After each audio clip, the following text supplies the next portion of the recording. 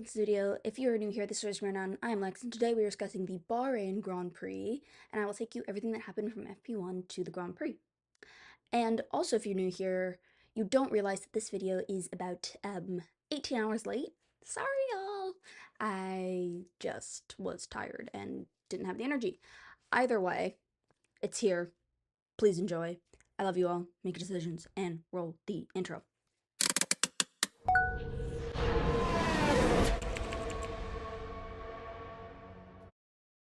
Oh, Lord, y'all. Like I said, this video is late.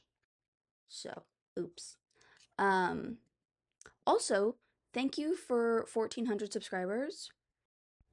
The idea of that many people actually like enjoying me enough to like follow me is so crazy. I'm like, what do you mean? What do you mean?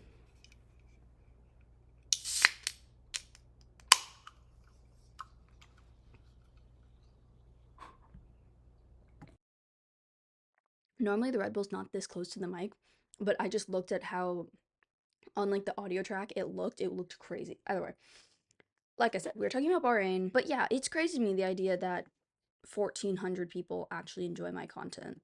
Like, what do you mean? I'm boring. Like, but I thank you nonetheless. I'm immensely proud of what I do, and oh, frankly, it's a lot of work. But thank you for being here. Uh, Either way, this is the Bahrain International Circuit in Sakir. The what? It is a 5.41 kilometer long track. It is 57 laps in total. There are 15 turns. It goes clockwise and was established in 2004. Yeah, it's a typically the first race of the entire season is held here, but for a long time it was Australia, but at least for the past like 10 years it's been Bahrain. And I don't know why they switched it up again this year. But that's that. There are two DRS zones. Forgot to mention that part, but yeah, it's odd to think that we won't have DRS next year. Because if you don't know, they're implementing this new system, manual something something. I know, and the acronym ends up being MOM. So, but either way, like I said, we are in Bahrain. This is the first night race of the season, and yeah, typically the season, at least for the past like 3 years, no more, like 5 years, I would say, it has been Bahrain, Saudi Arabia, um, Australia, and then so on and so forth. In 2022, no, 2023, it was Baku fourth, Miami fifth, so on and so forth. Last year, it was Japan and China, and then Miami. And then this year, it's Bahrain. And then I think next weekend is Saudi Arabia. Either way. Let's get into free practice one. In this free practice, there were several rookies in. Luke Browning in for Williams, Dino Begovic in for Ferrari, Felipe Drogovic in for Aston Martin, Ryo Hiro here. You would think, being Asian, I should be able to say this. Hirakawa. I don't know if I'm saying that right. Was in for Haas. Frederick Vesti was in for Mercedes, and Aimu Iwasa was in for Red Bull. And Yuki misses his pit box, which has become a frequent issue. Carlos did that as well last Grand Prix. Either way, and then Yuki has to go around Alex. Alex has an issue. Browning had to swerve around him. I'm not exactly sure what was happening with Alex. The Williams was kind of a mess, but what's new? Many upgrades were brought this weekend. Ferrari brought like a permanent upgrade where they changed the floor, which is very important because that is a key component of the downforce of the car. Um, and a lot of teams brought like circuit upgrades in the sense of that it'll pretty much only be used for here in Saudi Arabia, and then it'll be cut to the curb. But Lando goes into or Oscar goes wide. Lando goes into the gravel in turn four, and Pierre ended second. And my light just died. I am now realizing, so let's plug that in. But the Alpine looks really good for this weekend, and We're very professional here at Racing Rundown Studios. Um, the Alpine looks really good this weekend, and oh my god, everything is falling apart. There we go. We're just gonna keep that there. I know that it's not straight, but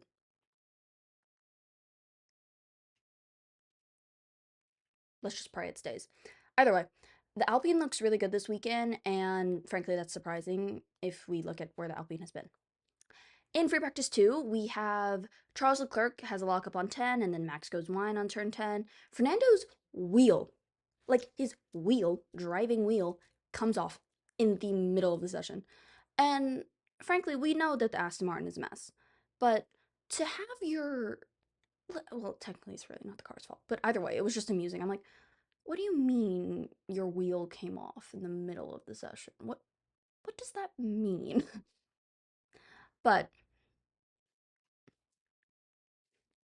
either way, um, both McLarens lock up in turn 10. George goes wide and has to spin to get out of turn 10. And Isaac Hadjar is mad at Nico Hulkenberg for being slow.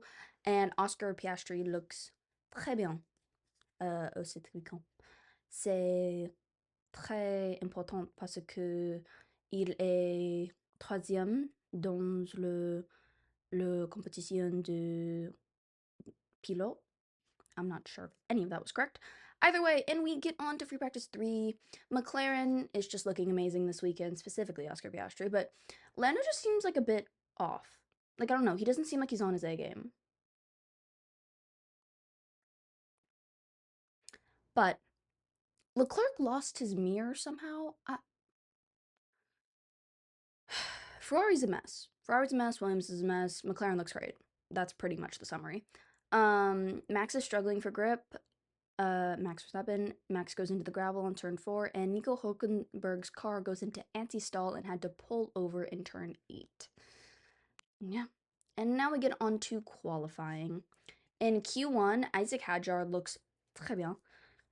The Alpines also both look very good, like I said before.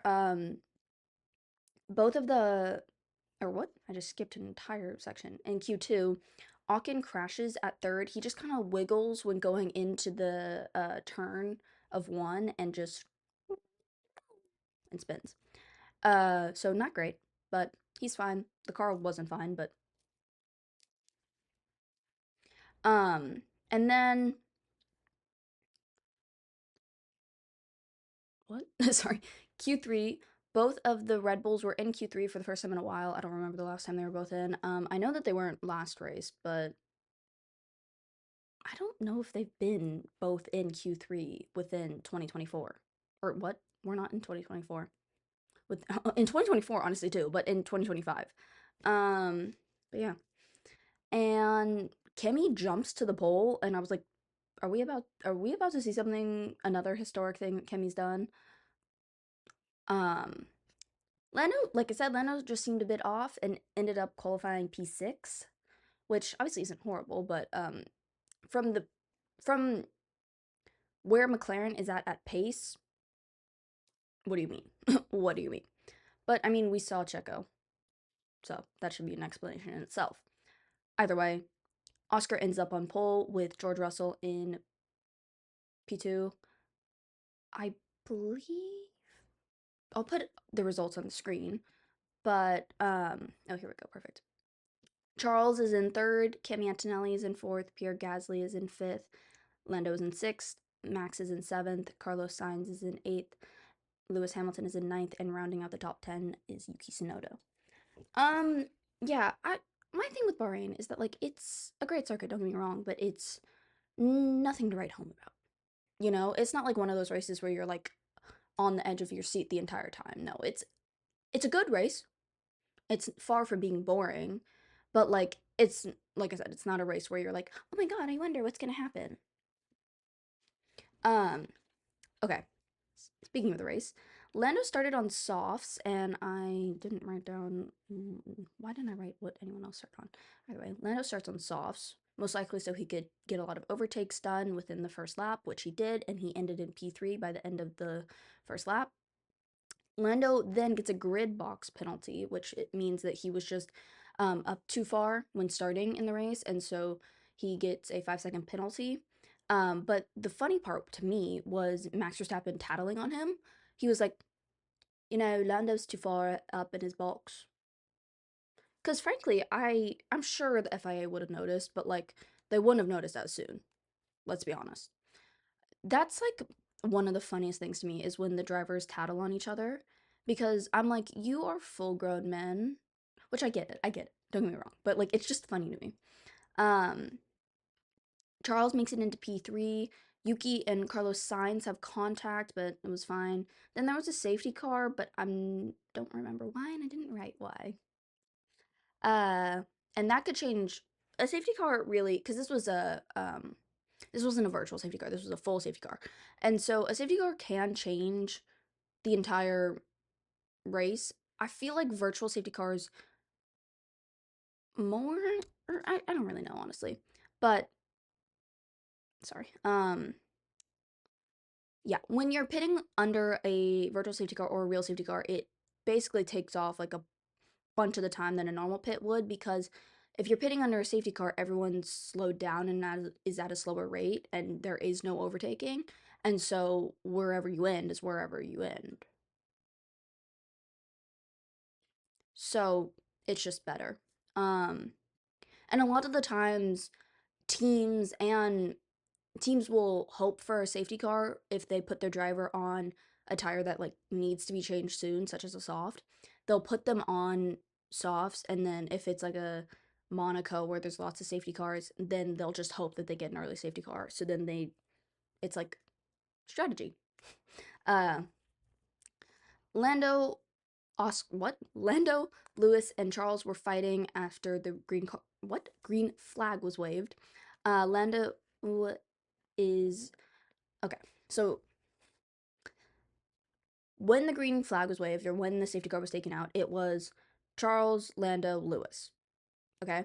By the end of the first lap, after the safety car had gone, Lewis was in front of Lando, but that was soon remedied. And Lando initially overtakes Charles, and but what he did when he was doing the overtake was he let me okay. So say this is Lando and this is Lou or what and this is Charles. When Lando was overtaking Charles, I need another thing. So say this is Lando and this is Charles. When Lando was trying to overtake Charles, he ended up putting all four wheels outside of the white line. And so when he overpassed Charles, it was technically leaving the track and getting an advantage. And so Lando just lets Charles go through and then we'll try again because it's much easier to just not overtake or to wait and overtake properly and not get the 5 second penalty. Which actually, well, it depends on the racing director and it depends on how severe it is, but it can vary how long the penalty is. Either way, eventually Lando is able to overtake Charles and he pulls off a beautiful overtake, which he goes on the outside, which is not typically seen and or not that's such a lie. It's commonly seen, but every single time I'm just like I just love it. I think it's beautiful. And Lando was being a menace to Russell till the checkered flag, and that is it. Oscar Piastri wins his fourth time in F1. Yeah, fourth time. Okay, well, let me read you the end. Oscar ends in first, George Russell ends in second, Lando ends in third, Charles Leclerc ends in fourth, Lewis Hamilton ends in fifth, Max Verstappen ends in sixth, Pierre Gasly seventh, Esteban Ocon eighth, which is Pierre in seventh is impressive. Ocon in eighth, even more impressive. If we were, well, is it impressive? Because we've been seeing Ollie. Oh my god, this is me just realizing this was a double points for Has, which yay. Either way, like I was saying, we've seen Ollie been performing very well in the Has, but S1's been kind of trailing along. So either way, Yuki Tsunoda in ninth and running at the top 10 is Ollie Berman. But yeah, I think it's interesting. What the announcers were saying during the race was they really believe that this championship will end up being um, Lando versus Oscar. And whenever it's a teammate versus teammate, I am taken back to Brocedes. And if you don't know the Brocedes lore, let me fill you in. Nico Rosberg and Lewis Hamilton were childhood best friends. They had known each other since they were like 10, I would not say. I don't know the exact age. But they'd grown up they'd grown up together, they'd grown up karting together, they'd grown up through the formulas together, and eventually they're both in Formula 1 and they're both racing under they're both in Formula 1 and there's so many things that I could talk about, but either way. They are in Formula 1 and it's 2016 and they're both racing under uh Mercedes. Nico is trying to get his first championship. Lewis is trying to get his 2015 third. And so it's teammate versus teammate. And the cars are clearly just in a different level, so it's not like they were worrying really about anyone else. But genuinely, the Brocedes lore, I could do a whole video on it. It is so deep and it hurts my soul when I think about it.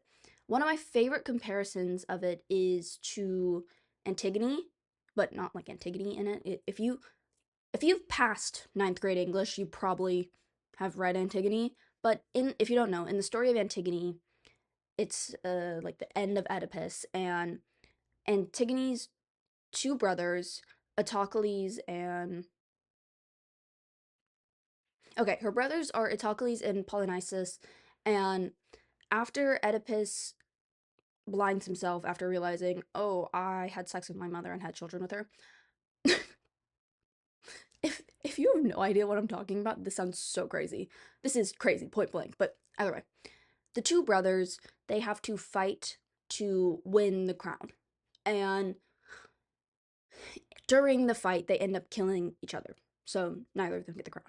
And I think that is one of the most painful and accurate ways to describe what happened between Lewis Hamilton and Nico Rosberg. Because Nico won in 2016. He won the world championship, then retired straight after. Lewis goes on to win 5 more, but it comes down to, and I know this is so stupid, and I'm sure I'm gonna get some hate comments on this, but in my opinion, it comes down to winning the championship or sustaining a friendship, and I don't know what I would do in that situation, but oh my god, like all of the Brocedes lore, like one of them I remember specifically, like it was either I think Nico Hulkenberg like grew up riding a unicycle for some reason, and so then Lewis learned how to ride a unicycle for him, or like um I think Lewis, why do I say it like that? Lewis had a stomach bug and could only eat Wheaties. I'm assuming that's a British thing. And so then Nico also only ate wheat. Like, there's so much lore that it genuinely hurts when I talk about it. Either way, the Brocedes lore cuts deep.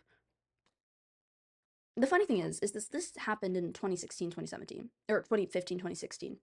And I was 6 years old when this was happening. So Lewis Hamilton actually won his first championship before I was even born. So I had my side note. I had my second driving lesson today, and me and my instructor were going on one of the highways or one of the freeways in California. I was going like probably 90, terrified, terrifying. I could not imagine going 300 miles an hour, literally, either way. Bringing it back to present day and what actually happened in Bahrain, I think that most of these rookies, specifically Ollie Berman and Kimmy and Isaac, very like it reminds me a lot of does it? I don't know. I think that they're all extremely talented. Specifically, I mean I've known that Ollie Berman was talented because I've followed Ollie Berman's career through F2, F3 and F2. But Kimmy Antonelli I never really followed like I talked about last week, but just like He's 18, freshly 18, and the things that he is achieving is actually crazy. And I just think it's cool either way. Same with Isaac Hadjar. I don't really know much about his career, but it's just impressive. It's just downright impressive. And I I don't know. Anything else I want to talk about? Saudi Arabia next week. Um I feel like I should do an entire video just on like different driver lores because there's obviously Brocedes, then there's all of Sebastian Vettel lore. Sebastian Vettel and Mark Webber specifically lore. I love that one. I don't know. We'll come back to that. Either way, just all of Sebastian Vettel and Mark Webber lore, Brocedes lore. Um, who else? I was gonna say Kimmy and Seb lore, but they don't really have lore. They're just an iconic friendship that I love. Either way, I need to wrap this up because I'm just yapping at this point. And I truly, if this does end up being a Oscar versus Lando type sitch, I do think McLaren is going to prioritize Lando. Here's why. Lando has been in F1 longer and has been with McLaren longer. And Lando also, like, how do I word this? It's like, it kind of comes down to like seniority because it's like Lando's been with McLaren since, well, in F1 since 2019, but even before that. And Oscar was like supposed to go to Alpine in 2023, is randomly just like, hey guys, me and Alpine. It's one of the most iconic tweets of all time, let's be honest. But I just, I mean, comment what you think. Who do you think they'll choose, Lando or Oscar? I personally kind of hope it's Lando as a Lando fan. Obviously, that's where my bias is going to stand. And yeah, I guess we'll see. I also could see this being a 2022 type sitch where they like McLaren's really strong for the first 7 races, and then Red Bull kind of just pulls something out of their ass and is like, hey, Queen, we're here to play, and wins the entire championship, which is what happened in 2022 with Ferrari and Red Bull. Did I say? I don't know. I'm not sure which team will be pulling it out of their ass this time, but it's possible. So yeah, I think it's interesting to see where the season will go, but it, I'm inclined to agree with the announcers where it is leaning towards Ferrari. Or what? It is leaning towards McLaren.